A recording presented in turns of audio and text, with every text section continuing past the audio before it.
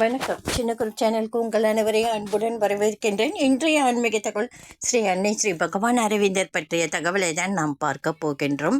நிறைய பேர் பார்த்தீங்கன்னா கடிதம் எந்த விலாசத்திற்கு எழுதுவது, அதாவது எந்த அட்ரஸ்க்கு கடிதம் எழுதுவது, மணி ஆர்டர் அனுப்ப ஜிபே நம்பர்லாம் கேட்டிருக்கீங்க.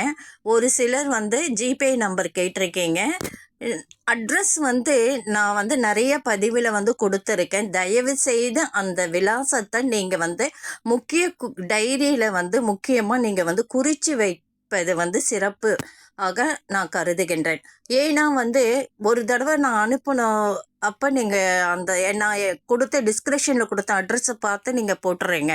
மறுபடியும் எனக்கு ரிப்ளை பண்ணுங்க அட்ரஸ்ஸு அப்படின்னு சொல்லி கேட்குறீங்க. ஒரு இதை அடிக்கடி ரிப்ளை பண்ணக்கூடாதுன்றது யூடியூபோட ரூல்ஸ். அதனால் நான் கொடுக்கும் முக்கிய குறிப்பு டிஸ்கிரிப்ஷன்லாம் அட்ரஸ்ஸு இதெல்லாம் நான் கொடுத்தேன்னா தயவுசெய்து நீங்கள் டைரியில் நோட் பண்ணிக்கோங்க. அது மட்டும் இல்லை, ஜிபே கிடையாதுங்க. நான் இன்றைய பதிவில் டிஸ்கிரிப்ஷனில் ஆசிரமத்தோட அட்ரஸும் நான் கொடுக்குறேன். ஏற்கனவே கர்மயோகி ஐயாவோட விலாசம் நான் அடிக்கடி நிறைய பேருக்கு நான் திருப்பி ரிப்ளை பண்ணியிருக்கேன். தயவு செய்து ஒரு முறை ரிப்ளை பண்ணால் அதை நோட் பண்ணிக்கோங்க. புதுசாக வர அன்பர்கள் தயவு செய்து என்னுடைய பழைய பதிவுகளை பாருங்கள். கண்டிப்பாக கடிதம் என்ற டைட்டில் வர இதில் ஸ்ரீ கர்மயோகி ஐயாவோட விலாசம் நான் கொடுத்துருப்பேன். அப்படியே அந்த விலாசம் உங்கள் கண்ணில் படலைன்னா நீங்கள் எனக்கு அப்போ கமெண்ட்டில் தெரியப்படுத்துங்க. நான் கண்டிப்பாக உங்களுக்கு சொல்கிறேன். ஆசிரமத்தில் கூட மணி ஆர்டருக்கு ஜிபே நம்பருன்ட்டு எதுவுமே கிடையாதுங்க. அது தனிப்பட்ட நபருக்கு நம்ம அனுப்ப முடியாது. பொதுவாக ஆசிரமத்தில் காணிக்கைக்கே ஒரு பாக்ஸு, லெட்டர் பாக்ஸ் மாதிரி வச்சுருப்பாங்க. லெட்டர் பாக்ஸுன்ட்டு குறிப்பிட்டு ஒரு பாக்ஸ் வச்சுருப்பாங்க. காணிக்கை செலுத்தணும்னா காணிக்கை பாக்ஸ்லேயும், லெட்டர் எழுதணும்னா லெட்டர் பாக்ஸ்லேயும் நம்ம செலுத்துவோம். நம்ம பாண்டிச்சேரிக்கு ஆசிரமத்துக்கு போக முடியலைன்ற காரணம், நம்ம காணிக்கை அனுப்பணும் அப்படின்னு நீங்கள் விருப்பப்பட்டீங்கன்னா நீங்கள் ஸ்ரீ அன்னை ஸ்ரீ பகவான் அரவிந்தரை தாயாகவும் தந்தையாகவும் அன்புள்ள அப்பா அம்மாவுக்கு தங்கள் மகன் எழுதி கொண்ட கடிதம் என்று நீங்கள் எழுதி உங்களுடைய பிரச்சனையை ஒரு எக்ஸாம் பேப்பர் இருக்கும் இல்லைங்களா, அந்த பேப்பர் வாங்கி நீங்கள் எழுதி அந்த பேப்பரில் நீல வாக்கில் ரூபாய் நோட்டுகளை கசக்காமல், அது 10 ரூபாய் காணிக்க கூட இருந்தாலும் பரவாயில்ல, நீங்கள் அழகாக நீல வாக்கில் கசக்காமல் அந்த லெட்டரை மடிச்சிடுங்க. ஒரு ஓரமாக 1 இன்ச்சஸ்க்கு ஃபோல்டு பண்ணிவிட்டு அதுக்கப்புறம் நீல வாக்கில் நோட்டை வச்சு அந்த லெட்டருக்குள்ளே நோட்டை வச்சு மடிச்சிடுங்க. மடித்து ஒரு கவர் போட்டு அந்த கவரில் நீங்கள் ஒட்டிட்டு அட்ரஸ் போட்டு நீங்கள் ஃப்ரம் அட்ரஸும் கண்டிப்பாக குறிப்பிடுங்க. அப்போ தான் நீங்கள் அனுப்பின ரூபாய்க்கு ரிசிப்டும் அவங்க ஃப்ரம் அட்ரஸுக்கு பிரசாதம், அதாவது மலர் பிரசாதமும் ஸ்ரீ அன்னை ஸ்ரீ பகவான் அரவிந்தர் ஏதாவது யாருடைய ஃபோட்டோவோ உங்களுக்கு சின்னதாக அனுப்புவாங்க. அந்த ஃபோட்டோ 1 வருடம் வரை அந்த மலர் பிரசாதமாக ஸ்ரீ அன்னையின் அருளை தாங்கி வரும். 1 வருடம் பலன் அந்த பிரசாதத்துக்கு இருக்கின்றது. 1 வருடம் ஆனதும் அந்த பூக்கள் மலர்கள் காய்ந்து விடும். நமக்கு காய்ந்த மலர்களைத்தான் அவங்க அழகாக கவர் போட்டு அனுப்புவாங்க. அதை நம்ம சேர்த்து வச்சு எரிவூட்டி விடலாம். அப்போ அந்த மலரில் இருக்கிற அந்த அருள் ஆவியாக மேலே போகும். மேலோகம் அனைத்திலும் ஸ்ரீ அன்னையின் அருள் பரவும் என்று சொல்லப்படுகின்றது. இப்போ உங்களுக்கு நல்லா புரிஞ்சிருக்கும். ஸ்ரீ கர்மயோகி ஐயாவோட விலாசமும் நான் நிறைய பதிவில் கொடுத்துருக்கேன். அதுவும் இதே முறை தான். அன்புள்ள அம்மா அப்பா அவர்களுக்கு தங்கள் மகன் எழுதி கொண்டதன் எழுதி அம்மாக்கும் அப்பாவுக்கும் நீங்கள் எழுதுவது போல கடிதம் எழுதி ஸ்ரீ அன்னைக்கு அனுப்புவது போல் ரூபாவை உள்ளே வச்சு நல்லா மடித்து நீங்கள் கவரில் போட்டு கம் போட்டு ஒட்டிட்டு ஃபேஸ் பண்ணி நீங்கள் அதுக்கப்புறம் ஃப்ரம் அட்ரஸ் கண்டிப்பாக குறிப்பிடுங்க. ஆசிரமத்து அட்ரஸ்ஸு கர்மயோகி ஐயாவோட அட்ரஸ் நான் கொடுத்துருக்கேன் நிறையா பதிவில். இந்த பதிவில் ஆசிரமத்து அட்ரஸ் கொடுக்குறேன்.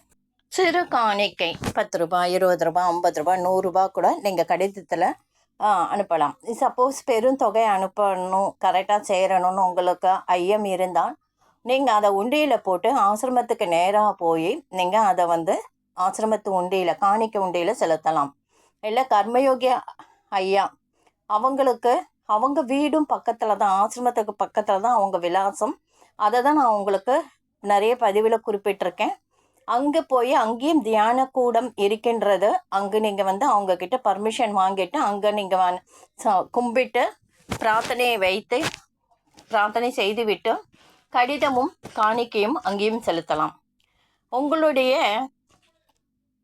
பிரச்சனை அனைத்துமே கடிதமாக நம்ம கொடுக்கும் பொழுது ஸ்ரீ கர்மயோகி ஐயா அவங்கள அந்த லெட்டர்ஸ்லாம் எடுத்து ஸ்ரீ அன்னை ஸ்ரீ பகவான் அரவிந்தர் பாதங்களில் அப்படியே எல்லா லெட்டரையும் அப்படியே கொட்டிடுவாங்க.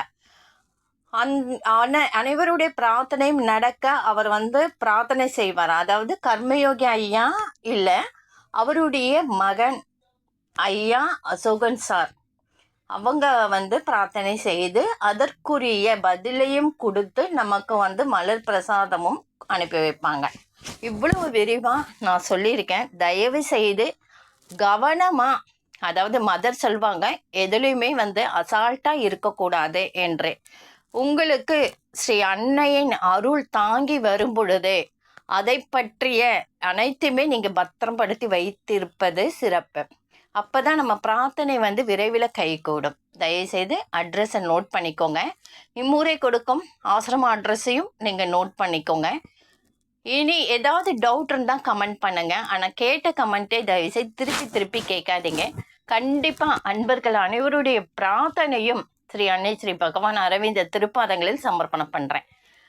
ஏன் அதை மாதிரி சொல்கிறேன்னா, நிறைய பேர் விலாசம் கேட்டு திருப்பி கேட்டவங்களே திருப்பி கேட்கும்போது கஷ்டமாக இருக்குது. ஏன்னா நான் விலாசம் கொடுக்கறதுல தவறு இல்லைங்க.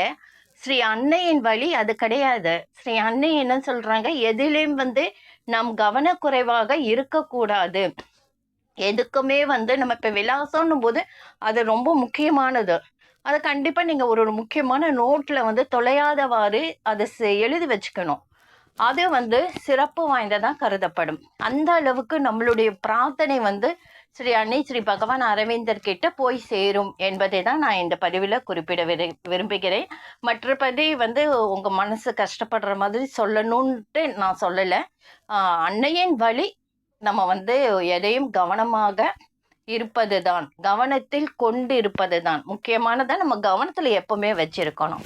இப்போ நம்ம வந்து பதிவில் வந்து இன்றைய பதிவில் நம்ம பார்க்க போகிறது வந்து ஆராதனை புத்தகத்தில் ஒரு உண்மை சம்பவத்தை தான் நாம் பார்க்க போகின்றோம். இப்போ இருக்கிற காலகட்டத்தில் குழந்தை பேரு கிடைப்பது பெரும் பேராக இருக்கிறது. குழந்தை பாக்கியம் அந்த காலத்தில் சுலபமாக பெண்களுக்கு கிடைத்தது. இப்போ வந்து உணவு மாற்றங்கள், கலப்படங்கள், இதன் காரணமாக வந்து குழந்தை வந்து பேரு கிடைப்பதற்கு கால தாமதம் ஆகின்றது, இல்லை இல்லாமலும் போயிடுது. அது எவ்வளோ கொடுமையான ஒரு விஷயம். அதை அனுபவிக்கும் பெண்கள் மனம் என்ன பாடுபடும், அதை தான் குறிப்பிடுறாங்க. அதாவது குழந்தை பாக்கியம் இல்லாமலே வந்து சில வீட்டில் வந்து அங்கே இருக்கிற குடும்ப தலைவியும் குடும்ப தலைவனும் இல்லாமலே மாண்டிருக்காங்க.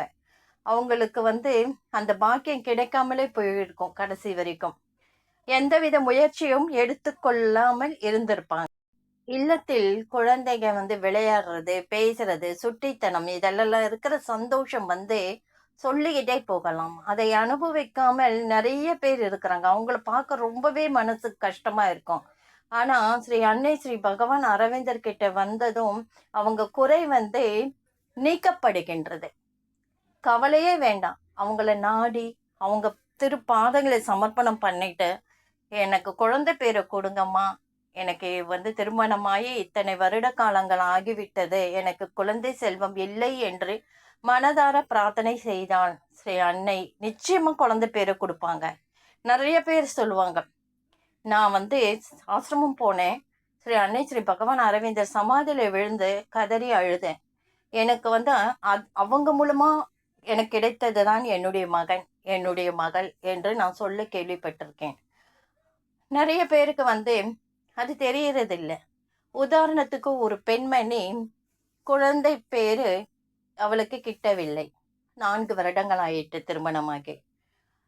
உலகம் பேசாம இருக்குங்களா? குழந்தை இல்லை, குழந்தை இல்லை அப்படி என்று சலசலப்பாக பேசிக்கொண்டே தான் இருப்பாங்க. அவங்க மனசு கஷ்டப்படுற மாதிரி ஏதாவது ஒரு விஷயத்த சொல்லிட்டு தான் இருப்பாங்க. அவங்க மாமியார் வீட்டுல அதை விட சொல்லவே வேண்டாம்.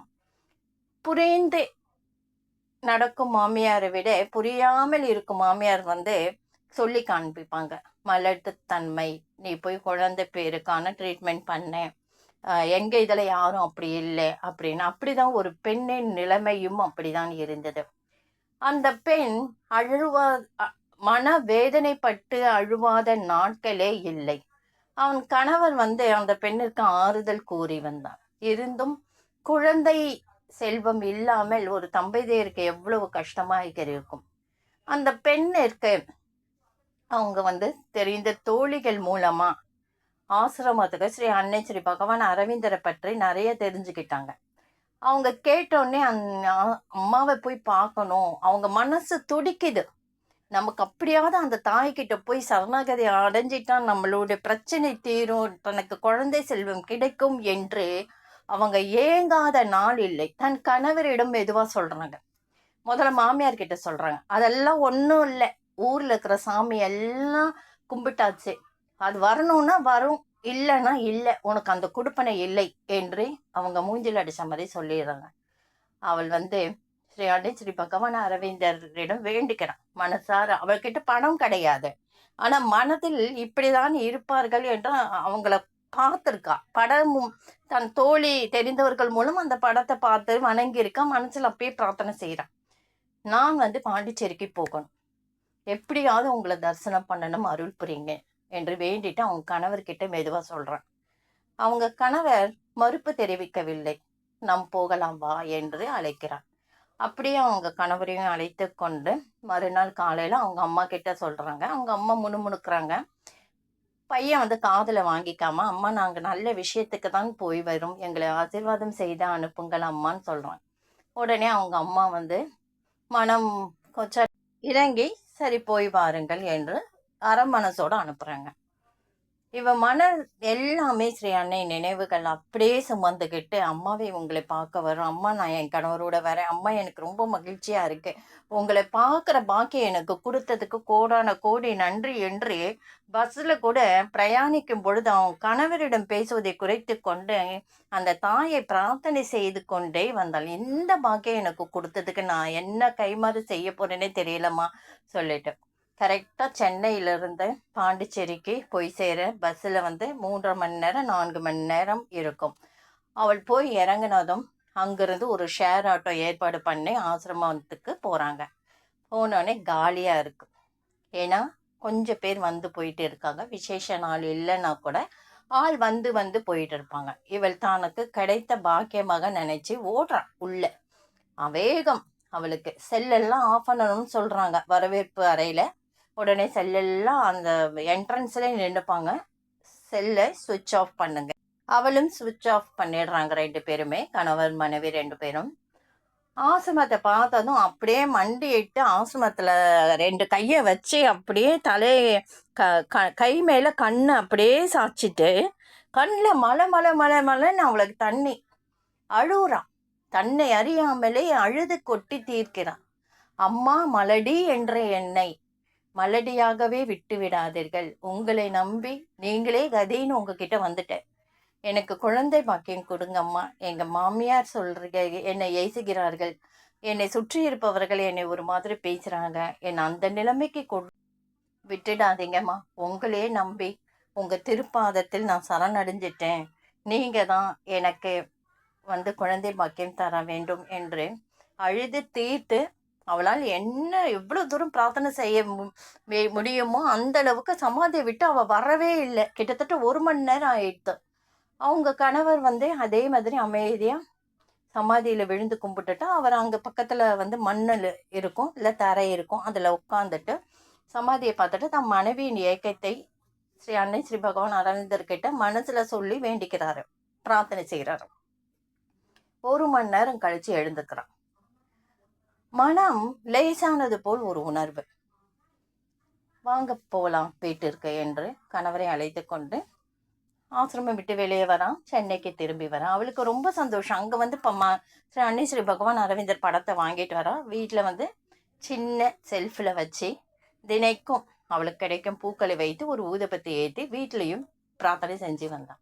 அவளுடைய பிரார்த்தனை எப்படி இருந்ததுன்னு நினைக்கிறேங்க. மனசார ஆள் மனசோட நம்பிக்கையோட மனம் தளராமல் பிரார்த்தனை செய்து கொண்டே வந்தான். 3 மாதங்கள் ஓடின. அவள் வயிற்றில் கரு தங்கியது. அவளுக்கு அந்த உணர்வு உணர்ந்தாள். 3 மாதங்கள் கழித்து டாக்டர்கிட்ட போறாங்க. டாக்டர் சொல்றாங்க, கரு தங்கி இருக்குமா, 3 மாதம் ஆகின்றது, நீ ரொம்ப ஜாக்கிரதையா இருக்கணும், ஏன்னா ரொம்ப நாள் கழிச்சு இந்த குழந்தை உனக்கு தரிச்சிருக்கு என்று சொல்லி நிறைய ஆலோசனை எல்லாம் சொல்லி அனுப்புறாங்க. அவங்க மாமியாருக்கு ரொம்ப சந்தோஷம். அப்பதான் அவங்களுக்கு நம்பிக்கை வருது. நான் வந்து யதார்த்தமா வந்து எதுவுமே வந்து நடக்காது அப்படின்ட்டு இருந்தேன். ஆனால் ஸ்ரீ அன்னை ஸ்ரீ பகவான் அரவிந்தர் என் மகளுக்கு குழந்தை பாக்கியம் கொடுத்துட்டாங்க. நான் அந்த தெய்வத்துக்கு எப்படி நன்றி சொல்வேன்னு தெரியல. கோடான கோடி நன்றியை நான் தெரிவிச்சுக்கிறேன்ட்டு அவங்க மாமியாரும் பிரார்த்தனை செய்ய ஆரம்பிச்சாங்க. அவங்க மாமியாருக்கு வந்து மருமகளுக்கு குழந்தை இல்லையே என்பதனாலும் அவங்க வந்து ஒரு மாதிரி மருமகளை பேசினாங்க. குழந்தை தங்கிவிட்டது என்றதும் அவங்க மாமியாரே டோட்டலாக மாறிடுறாங்க. மருமகளை தாங்க என்று தாங்குகிறார். கணவர் மாற்றி மாமியார் மாற்றி அனைவரும் தாங்க 9 மாதம் முடிந்து 10வது மாதத்தில் அவளுக்கு அழகான பெண் குழந்தை பிறந்தது. ஸ்ரீ அன்னையை போல ஸ்ரீ அன்னை ஸ்ரீ பகவான் அரவிந்தர் கிட்ட அவ கண்ணீர் மல்க நன்றியை தெரிவிச்சுக்கிறான்.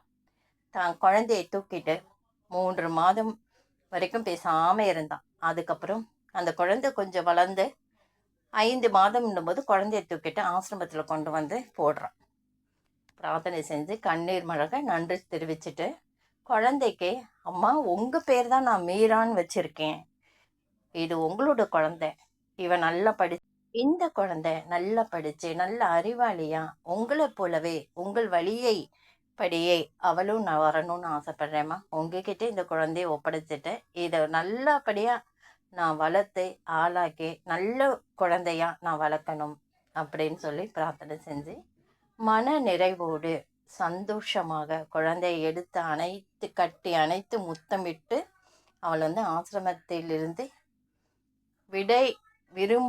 விடை பெற விரும்பவில்லை அவள். ஆனால் போய் தானே ஆகணும்.